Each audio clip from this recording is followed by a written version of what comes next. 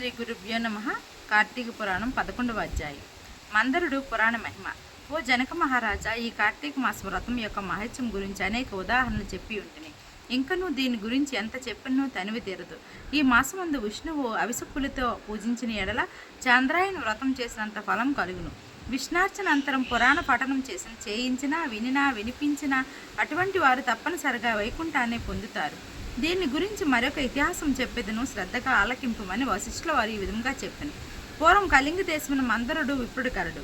అతడు ఇతర ఇండ్లలో వంటలు చేయుచు అక్కడే భుజిస్తూ మద్య మాంసాది పానీయములు సేవిస్తూ తక్కువ జాతి వారి సాంగత్యం వలన స్నాన జప దీపారాధన అధికములను ఆచారములను పాటింపగా దురాచారుడే మెలగుచుండెను.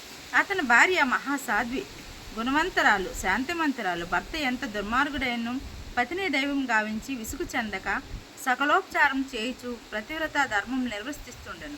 మందరుడు ఇతర ఇండ్లలో వంటవాడిగా పనిచేస్తున్నను ఇల్లు గడవక చిన్న వర్తకం కూడా చేయసాగాను.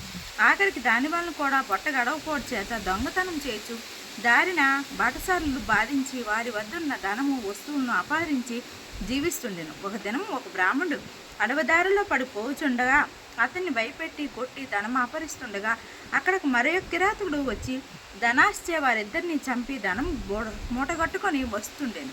సమీపమందున్న ఒక గుహ నుండి వ్యాఘ్రమొకటి గాండ్రిస్తూ వచ్చి కిరాతకంపై పడిన కిరాతకుడు దాన్ని కూడా చంపాను. కానీ ఆ పులి కూడా తన పంజాతో కిరాతకుని కొట్టి ఉండటం వలన ఆ దెబ్బ కిరాతకుడు కూడా చనిపోయింది. ఈ విధంగా ఒకే కాలం నలుగురు 4 విధముల హత్య చేసి చనిపోయినందున ఆ నలుగురు కూడా ఈ యమలోకంలో అనేక శిక్షలు అనుభవిస్తూ రక్తం రక్తూ బాధపడుచుంది.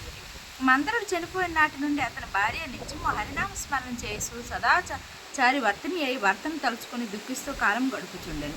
కొన్నాళ్ళకు ఆమె ఇంటికి ఒక ఋషిపొంగడు వచ్చిన ఋషిని గౌరవంగా ఆహ్వానించి ఆర్ఘ్యపాద్యాలతో పూజించి, స్వామి, నేను దీనురాలను, నాకు భర్త కానీ సంతతి కానీ లేరు. నేను సదా హరినామ స్మరణ చేస్తూ జీవిస్తున్నదాన్ను, కానా నాకు మోక్ష మార్గం ప్రసాదించమని బ్రతిమాలాడు.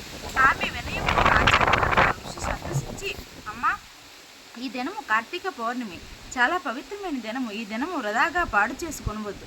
ఈ రాత్రి దేవాలయంలో పురాణం చదువుదురు. నీవు చమురు తీసుకొని వచ్చేది, నీవు ప్రమిదను ఒత్తిని తీసుకొని రావాలను. దేవాలయంలో ఈ ఒత్తి తెచ్చి ఫలం నీవంతు అగును అని చెప్పిన తోడనే అందుకు ఆమె సంతసించి వెంటనే దేవాలయానికి వెళ్ళి శుభ్రం చేసి గోమయం తాలికి ముగ్గులు పెట్టి తానే స్వయంగా ఒత్తులు చేసి 2 ఒత్తులు వేసి ఋషి తెచ్చిన నూనె ప్రమిదిలో పోసి దీపారాధన చేసిన. అటు తర్వాత ఇంటికి వెడలి తనకు కనిపించిన వారినల్లా ఆ రోజు రాత్రి ఆలయం ముందు జరుగు పురాణ కాలక్షేపంకు రమ్మని చెప్పాను.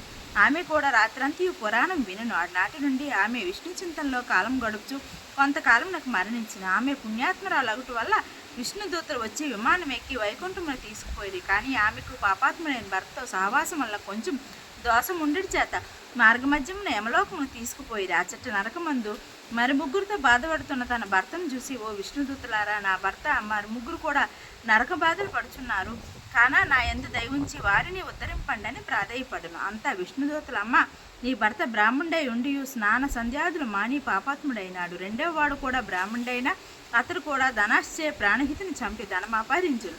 3వ వాడు వేగ్రం. 4వ వాడు పూర్వం ద్రవిడ దేశమున బ్రాహ్మణుడై జన్మించును. అనేక అత్యాచారములు చేసి 12 రోజు కూడా తైలలేపనము మద్య మాంసభక్షణం చేసినాడు, కాన పాపాత్ముడైనాడు. అందుకే ఈ నలుగురు నరకబాధలు పడుచున్నారు అని వారి చరిత్ర చెప్పిరి.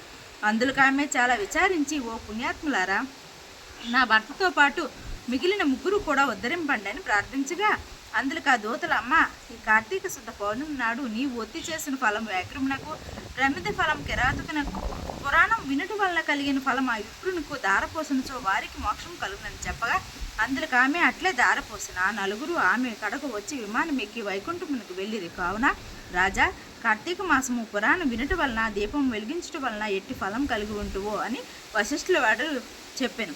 11వ రోజు పారాయణం సమాప్తం. ఓం నమః.